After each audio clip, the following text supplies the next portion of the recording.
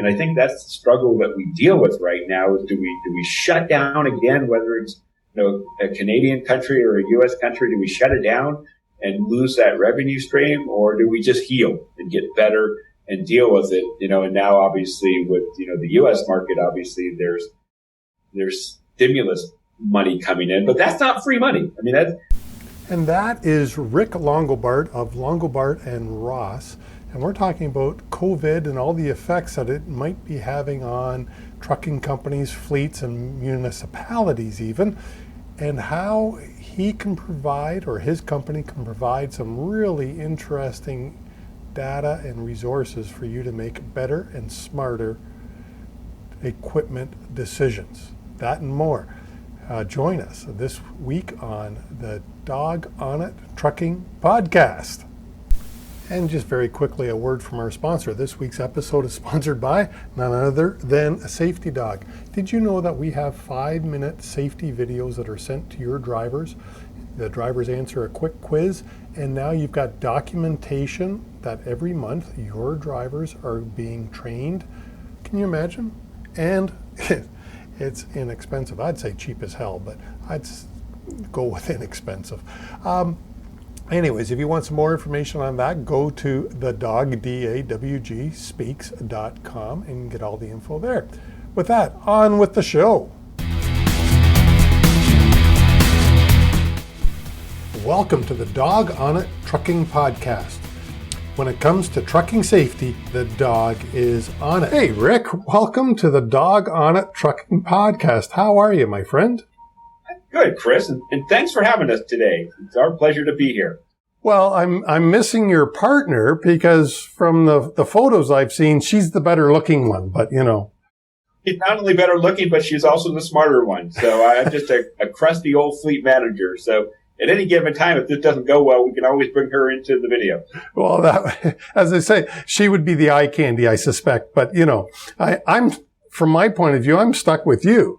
But yes, well, and the nice thing about this interview is if we put our heads together, we kind of look the same. So, well, I do have my trusty hairy hairy outfit. So, hey, well, very good. Tell me a little bit about yourself, because we've never even shaken hands yet. But I met you through our mutual friend, Ron Zima, the Idle Free guy. So, tell me about Rick Longobart. Yeah, absolutely. And obviously, we live on different borders, but hopefully at some point in time in the not too distant future, when we get back past the COVID, hopefully we will have that opportunity to actually shake hands and do some work in person.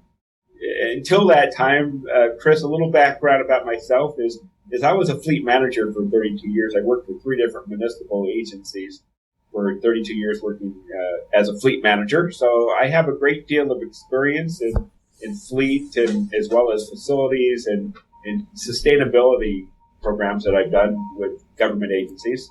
And I officially retired from the government in 2015 after 32 years. However, prior to that, we actually launched Longobart Ross Consulting in 2013 with my business partner, Cynthia Ross. We will officially be in business 8 years as of December 2021. And we do a lot of consulting for fleets nationwide and including Canada. And we go into fleets across the nation. And from a consulting perspective, we go in and we help them find ways to reduce costs, save money, and be a more efficient operation. Okay, so your company is trying to help them save money and be a more efficient operation. How do you... Okay, you've got the experience of 32 years as a fleet manager. Sorry, just before we go on to that, were you with one organization for 32 years or?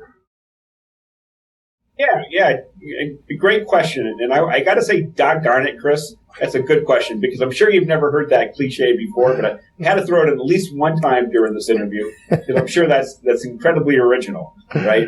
But to answer your question is I was with 3 different organizations, and as you become more efficient in your trade, naturally you have a tendency to get recruited by other government agencies. So I've hopscotched around with 3 different organizations throughout the course of my career, but they've all been in the city and municipal arena. So the kind of the touch and feel all were very similar and the same.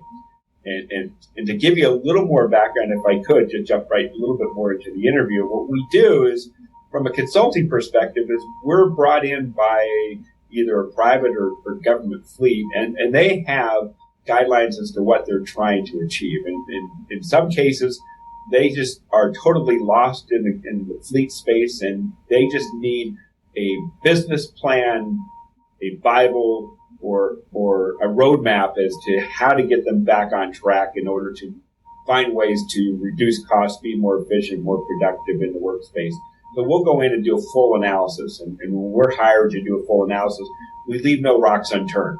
So we look at their entire operation, from how they're using technology, to the staffing of their fleet size, to the age of their vehicles. We look at their policies, we look at their procedures, we look at their operating costs and how they're actually doing business. And then we provide them, after the end of the day, usually it's a multi-day analytical study. We'll go into their sites now. Prior to COVID, naturally, we do a lot of work online now, and we'll provide them with a business plan. And that business plan provides them, in our approach, a step-by-step process of what they need to do first. And so we design it in immediately needs to be looked at. These things need to be resolved. The second immediate is the intermediate steps that can be taken after you've completed phase one, and then long-term goals and objectives. And if they follow those steps, step 1, 2, and 3, they're guaranteed to be successful, and they will save money in the areas that we identify.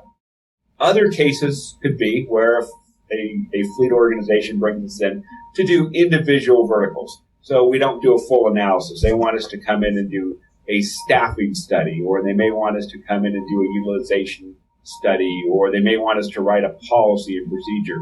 So it's not a full analysis. It's these are areas where they have deficiencies. They know where the deficiencies are, and we are just going to focus on that one particular single vertical, if that helps.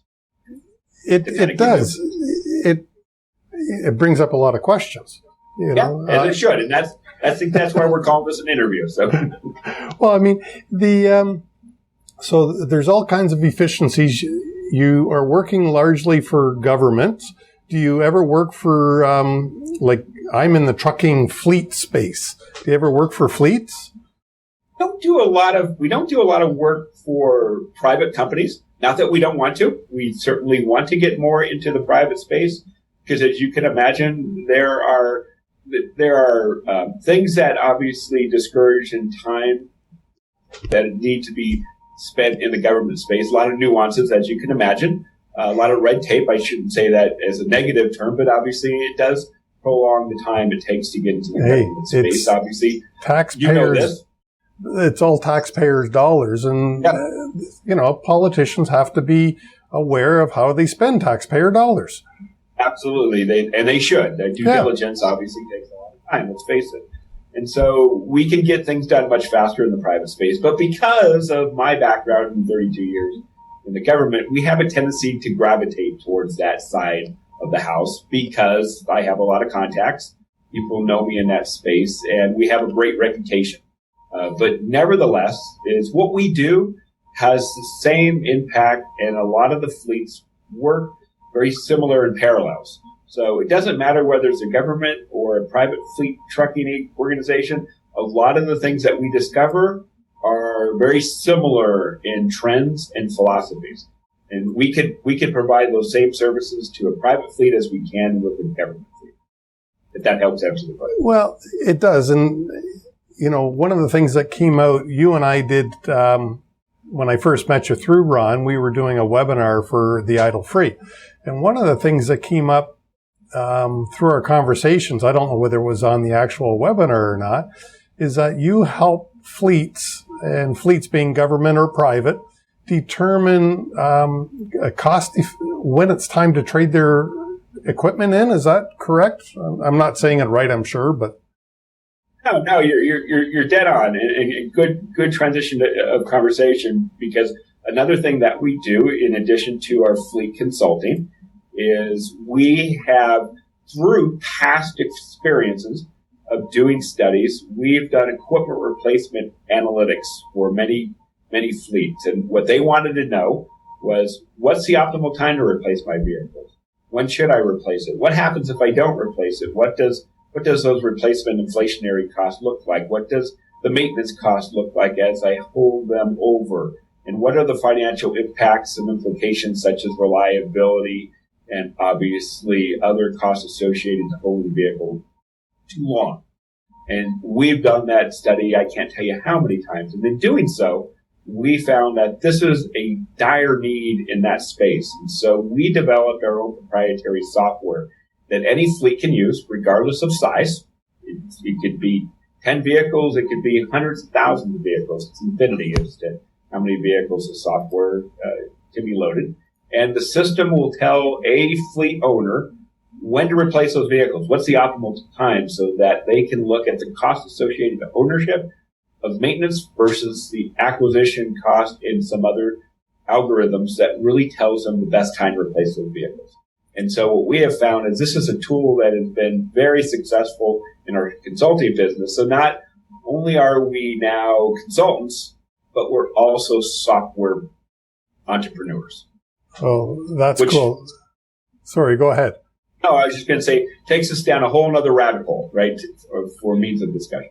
Well, and for the space that I'm in, as you know, I'm a trucking safety consultant. I try to help people operate their fleets safely. What you're doing could directly benefit many of my customers by determining scientifically, if that's the right thought, when should I replace my equipment? Because that's a real stress point, I think. When stuff starts to wear out and starts to break down more, so I'm interested in that. Can you tell me a little bit more about how the software works? Does it take into account, for instance, one trucking manufacturer, this is 2020. So if I bought a truck in 2020 and it turns out that truck was a lemon, does the software know that is a lemon from other history, or is it just looking at my fleet's history, for instance? Yeah, no, great question. So I'll put my scientific glasses on for this question, right? Okay. Not that it helps me look any better, but it makes me maybe look smarter. I don't know. So yes, there's a lot of dynamics between our organizations. So when we go into a trucking fleet or a government fleet, we're looking at ways to improve their operation, and technology, which you offer, or another aspect of consulting, is a way of us looking at a certain area and say, hey, we need to bring in a subcontractor such as Chris Harris to help you, obviously, in this area, because we have found a deficiency, right? So when we go in, we don't claim to have all the technologies in our tool chest, but we know them all. And so we can help that fleet, obviously, know who's out there. We can obviously convey that information to them and then bring in a subcontractor such as yourself to help those fleets. But to answer your question with respect to the technology, is that we're using a lot of data-driven algorithms. So we're bringing in the cost of those vehicles, and then we're doing analytical comparison within the software that automatically analyzes and looks at the cost of that particular vehicle. So when you talk about is it a lemon, well, what the system will do is, because of the 6 different algorithms that we use, kind of our secret sauce, as we like to describe it, is that it will start to compare the reliability cost of one class of vehicle to another similar class of vehicles. And so if you start to see red flags and you see high costs, it can compare one class to another. And that's a red flag to you to say, you know what, this vehicle's costing me a lot of money to operate, and compared to what that same year make and model and similar year vehicle is costing a lot less. Why? Let's look at some of those trends to see if we can identify why it's costing you more. Maybe it's just because the vehicle is being used more. Let's look at the miles. Maybe it's because it's idling more, as Ron Zima is an expert in. Maybe it's because it is a lemon, and maybe it's just not a sound vehicle. And so we need to look at those trends, and the software automatically does it for the customer. So they don't have to go through any scientific formula. The system identifies it immediately, and then we can drill down on those areas. A couple of weeks ago, I forget what episode it was, we had Brett from GP Transco. It's a fleet out of Chicago, or the Chicago area, about 600 trucks, if I remember. And he's the maintenance fella there. And he was talking about being able, through his software that he's using, being able to identify a shortcoming in a unit. And he's, says, hey, at 600,000 miles, I know typically this thing breaks, whatever. Yep. And so he says at 550, I'm going to replace it before it breaks on me on the road. Is that something similar? Yeah. Well, something similar, except for we probably I take my glasses off because we're no longer doing scientific discoveries. It's very similar. However, what we do is we use a lot of different other formulas. So what we find in the industry is that a lot of our customers will use a very similar baseline methodology to say, well, when it reaches X amount of dollars, I know I'm going to spend this amount of money. And so I'm going to go ahead and replace it at, say, 500,000 miles or, say, maybe 15 to 20 years. Well, and that's a good baseline, but it's not the only thing that you need to discover, because when we look at those vehicles, we can disclose through the software to say, well, okay, you've reached that 500,000. Let's look at what you've spent. Let's look at comparison to the acquisition.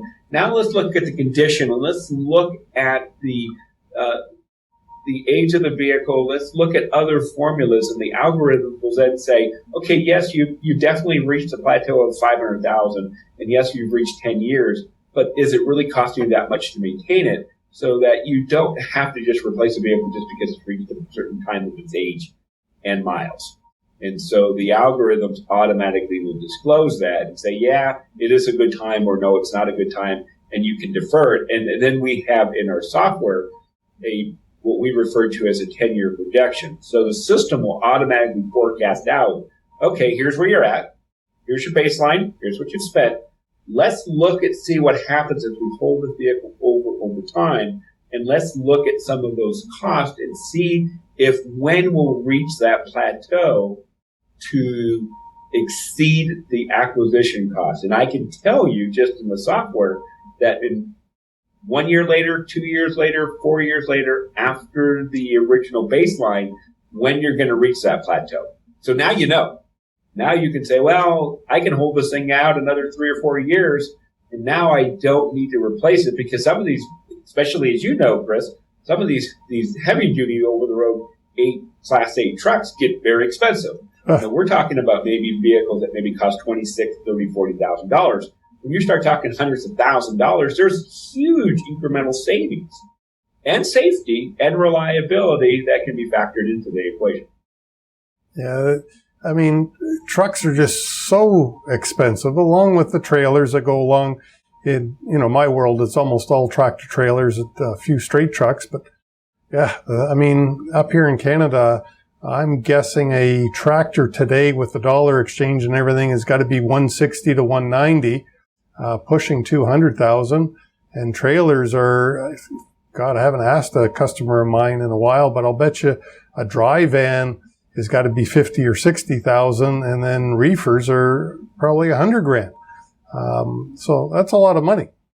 It is a lot of money, Chris. And one of the things that now is driving a lot of activity in our company, in our business, not only from the consulting side, but from the profit software side, is that because of COVID-19, we're all facing a major financial downturn, regardless of what country you may be living in and operating in, is that you're now faced with maybe a downturn in your company's expenditures. Maybe the revenue stream has decreased a little bit, and now you're faced with, okay, you know what? We had X amount of dollars saved for replacement, but now we need to reallocate that to other parts of the business. So how do we then decide how to pare it down? And that's where it becomes complicated, is that, do I just replace them all and spend the money, or do I start to prioritize and maybe only spend half of my replacement dollars? And which vehicles should I replace? Because I don't know necessarily at this point which ones are costing me more to operate and which ones are less reliable. That's where the software really helps, because then you can look at the algorithms, and without having a complicated Excel spreadsheet, you can look at a simple report, and right away you could say by priority, I'm going to start with the top vehicle that's costing me and the most, whether it's reliability, maintenance cost, or obviously condition of the vehicle, and start pecking away at that order. And that in itself can save any organization hundreds of thousands of dollars. Yeah, I'll tell you, to me, this is really interesting. After we get out of this COVID situation, I'm afraid of what taxes are going to do to companies like yours and mine and my customers, the fleets, because certainly here in Canada, they've spent just a ton of money keeping businesses afloat. And I imagine it's much the same down in the States. I know you're based in California, and have they not spent just a ton of money down there? They have spent a lot of money, but there's also another side of it is where we're finding with a lot of the fleets that we're working with is there's a lot of downturn and there's a lot of cutbacks. And that's one of the more difficult things that we're facing is a lot of fleets are being forced to reduce their either capital expenses or their operating costs and looking at ways of reducing money. And it's not necessarily reducing money by deploying technology. It's just simply, we're just not spending, whether it's travel, whether it's equipment replacement, or whether it's not deploying money into technology, is that they're just putting money back into the coffer, just finding ways of putting money back into the bank rather than spending it, which is counterproductive. And you know this, is that if and this is kind of a discussion we get into, is that deferral seems like a great way to save money because you're not spending. But if you don't look at how you are going to pay me now, pay me later, it could be a very difficult situation to flip that in time, because then it actually winds up costing you more money to maintain those vehicles over time by deferring the replacement today, as you probably well know. And I mean, I'm just thinking a lot of your customers, because they are government, I would imagine a lot of them have seen a downturn in taxes, in revenues, because businesses aren't, if you're not generating revenue, you don't have to pay tax. And so, yeah, I can see a real belt tightening in, cities and different jurisdictions. In the trucking area that I do, it really depended on what commodities they held. If they were a food hauler, they're busy as all get out.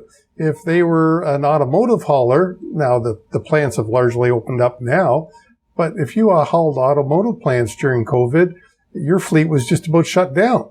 So, absolutely. It was just a huge difference. Yeah, no, you're absolutely correct. And that's one of the struggles that I think a lot of government agencies are facing, is that you're right. If you're a private company, you're faced with the commodity and obviously the revenue from sending the merchandise to your client, which then in our situation, it's the government fleets that are not either getting hotel taxes or not getting business taxes from hotels, restaurants, and commerce. And that's where the revenue stream comes from when you're a government agency. Yes, there are property taxes, and those are usually state-driven taxes, and that is ongoing. But when there is a shutdown of hotel taxes and obviously commerce taxes, that's a big revenue stream, and that can make a big blanket of the amount of money that's available for them to spend, and they may need to hold that over until hopefully the economy starts to peak up again. Yeah, I mean, just the way you're talking, just because I'm so close to Niagara Falls, and of course, you may not know because you're so far away from Niagara Falls, but the revenue stream, I believe, from tourists, it's 70% American tourists come to Niagara Falls to spend money. Well, of course, that jurisdiction is going to be hard hit. Vegas would be another one that I got to believe is hard hit, because a lot of companies are saying, why are we traveling? Why are we going to a convention? Yeah. And, so anybody that works in different areas, this COVID, my imagination can't tell me how it's all going to work out in 20 years.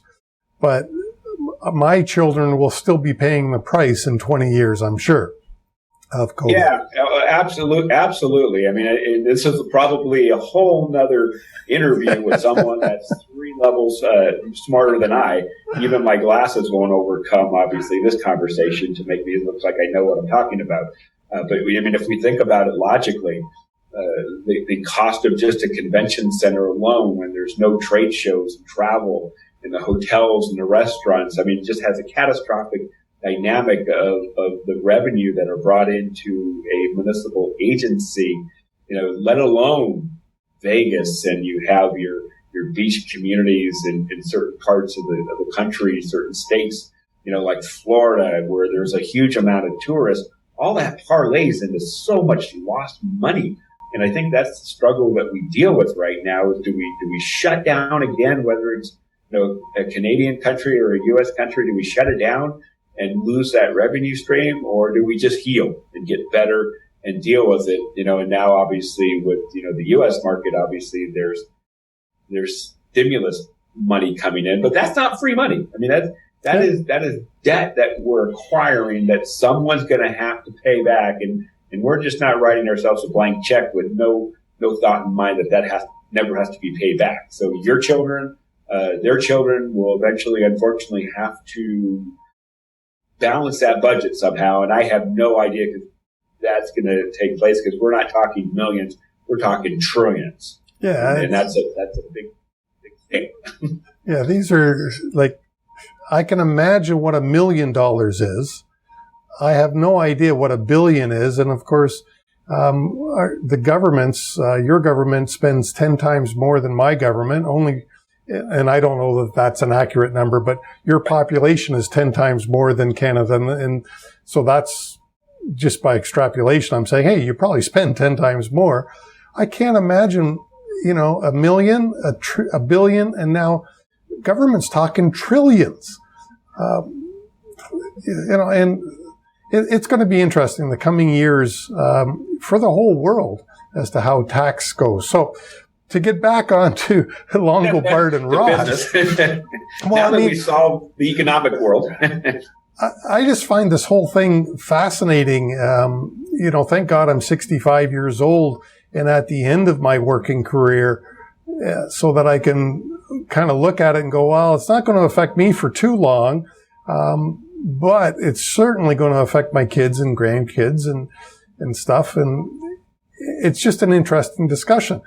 So, for Longobart and Ross, how has this whole thing affected you? And I guess maybe since a lot of your customers are government agencies, and you've kind of hinted that you're seeing cutbacks from the government agencies, what's the plan going forward? Why would a government agency want to hire Longobart and Ross right now to achieve some of their goals? I think I never know how to end those questions, but But a government agency, if I was in charge, how could you save me money? Because that's obviously the end goal. My tax revenue's down, my equipment is falling apart. Geez, Rick, help me, save me money. Yeah. Well, and surprisingly enough, Chris, as you say that. Interesting enough, we've been in this since April 2019, I think it was. April 2020. Yeah. So we've been in this for 6 months. Surprisingly enough, which seems to be interesting, is that we have been busier than we ever have in our company's existence since 2013. And I don't know what the formula is, or what the chemistry is, or what the reason why is. I have a few ideas. I don't know that they're scientific, but it seems like we have drawn a lot of interest of agencies wanting to bring us in either on the consulting side or on our software side for a variety of reasons. One, maybe because people are working from home and we got their caption, we got them in an attention span where they're not being distracted as much as they are in the workspace. And so we've got their undue attention where we can grab them and show them our software, and there seems to be a lot more interest, and maybe they have more time because they're working from home. Two is I think the government agencies or private agencies are looking for ways of reducing costs. So bringing in a consultant, yes, unfortunately they have to spend a little upfront money, but if we can come in and look at their operation, we generally can, one or two areas can triple the amount of savings versus the investment of hiring a consultant. So oftentimes they know that it's going to either save them money in soft costs by not having to have as many staff, or maybe they're understaffed, or maybe just by deploying a certain technology over time will by far save them more money than they're spending. And they need to do something because, let's face it, sitting and doing nothing will provide nothing. So they've got to be creative, and they've got to look at all avenues of ways that have the potentiality of saving money. And we're one of them. We're a way of coming in and looking and analyzing their operation and saving them money. We know equipment replacement has a way of deferring vehicles, that just deferring one vehicle just from the cost of our software will by far triple the amount that they'll spend by replacing one vehicle by making a one-time solutions investment. So there's a lot of different reasons why I think we're capturing a lot of attention. I know it's difficult times for all of us, but we need to do something. We need to find ways to reduce costs and deploy either technology or bring in a consultant to help find ways of internally reducing the cost within their operation. And I mean, one of the benefits of hiring a consultant, you've already got the software, for instance, and I believe in using technology because it just saves money. So why would I go out as a municipality or as a city and buy it when I don't need it for a long period of time? Maybe I need it once every 5 years to do an analysis. Because I would imagine, is that a good time frame? Every 5 years I should bring Longobart and Ross in to review? Yeah, you always want to do a refresher. So, you don't want to hire a consultant to come in on an annual basis because they're probably going to already tell you something that you already know. Right. However, as you know, people and obviously technology changes quite rapidly. To do it every 3 to 5 years, to bring someone in to have a fresh set of eyes or some new blood within your organization is always going to foster new opportunities to make sure that you're not overlooking something. Now, our software, we're a subscription based, so technically a user can come in and use our software for a year, run reports, and say, you know what, I loved it, it worked great. We prefer obviously to have a client that has a long legacy of loyalty and they keep using the software, but nothing prevents them from saying, hey, we're going to use it 1 year. We don't need it for the second year as a subscription, and we'll bring it back in the third year. And they can alternate years. It's not something that they have to buy a license and keep it for infinity. It probably would be more effective if they did. However, there's nothing that prevents them from turning the switch off and saying, we'll bring it back in the following year. And that's the beauty of what we refer to as SaaS, software as a service, where they can have it as a subscription base and use it at their discretion versus obviously buying the bucket all at one time and putting a lot of upfront cash at one time and having to make that big, huge, solid investment. They just pay it incrementally as they go. Well, and everything is going subscription. I look at my credit card every month. And I'm a Mac user, so I've got Apple subscription. I've got a Google subscription. I've got different software that I'm paying monthly for. Well, not paying monthly for, subscribing for, because I use it on a regular basis. It is the way, I don't know if it's the way of the future. It is the way of the now, because we used to buy all this stuff. And then now it's all started to subscribe. But anyways. Yeah, good point. And the next technology software and it's already out, will be software that can retain all your passwords for all these subscriptions. Because God knows I can't remember them all. You technically should be using the same passwords to obviously avoid from hackers and spam. So that'll be a whole other subscription there that you'll have to remember that password and get your passwords. And I already pay for one. Right. And it is a subscription, by the way, yep. And I love it. It's called 1Password. It's available for Mac and Windows users. I don't know if anybody else, like whether it's good for Linux or not, but I'll tell you, I love it because it generates, or I allow it to generate a different password for every login, and I only have to remember the master password. So. Well, and you revealed your age, Chris, and I'm not too far behind you. So as we get older and pass through this journey, those things become a little more difficult to remember. So I'm a big proponent of the technology that you just described. Yeah, well, I like it. But even that, they tell you, God, I can't even remember how long my master password is. It's a pain in the butt because it's long and it's got symbols and all the stuff that they tell you to put. Yeah. That's when you need to put these on. Yeah. Well, that's where my hat comes on, and I just look like a dummy, and I can do that. Look at Rick. I like the look. I think you should stick with it. Well, here, maybe I should turn it. There you go. A little more. Well, now you got a rally cap when sports comes fully back. You kind of look like Andy Garcia a little bit there. I don't know. Grateful Dead has come back. Hopefully, sports is back, although I know baseball's having a devil of a time at the moment because they did it different than hockey. Hockey's a bubble, as you probably are aware. Baseball, they're traveling from city to city, and they're having some difficulties with it. Basketball, is basketball a bubble? Are they in Orlando, I think?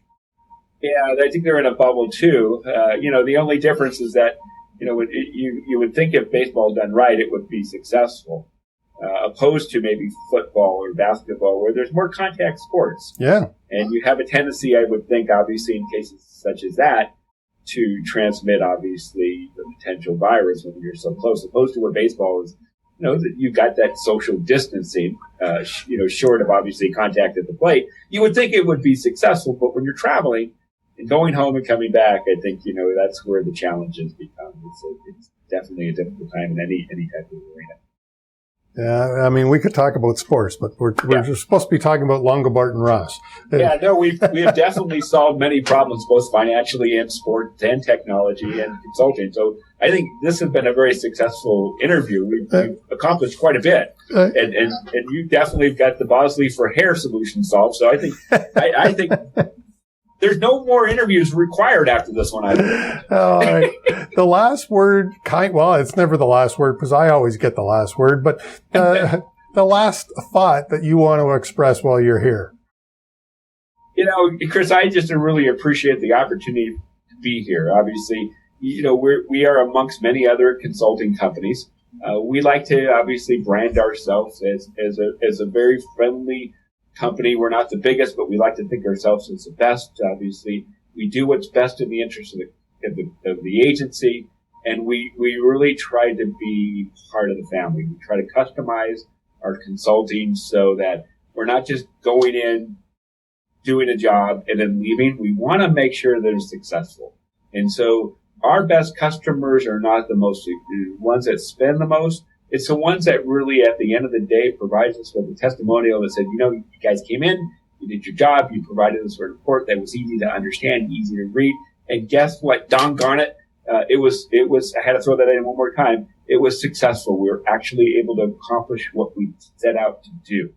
And if they're successful, we are successful, both either on our consulting side or on what we refer to as profit software. If they use it, then we're happy. The worst scenario is when we launch software, we load all their data, we migrate it into the system, but they never use it. If you have our software and we make money off the software, that is not what we're after. We're after for the customer that really uses the software and benefits from it. Otherwise, it's a subscription that they're not using, and that doesn't parlay into more business.